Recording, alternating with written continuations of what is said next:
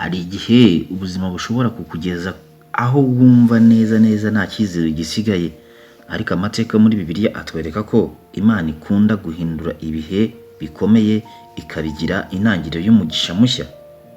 Yobu yarageragejwe ariko ntiyigeze ateshuka cyangwa acika intege mu kwizera kwe. Yosefu yaragambaniwe ariko amaherezo aba umuyobozi ukomeye. Dawidi yahunze imyaka myinshi ariko nyuma aba umwami.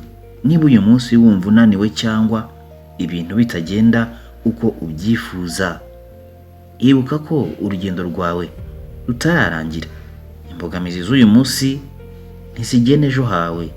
Komeza kwizera, komeza gukora ibyiza, kandi ukomeze gutera intambwe imwe ku yindi.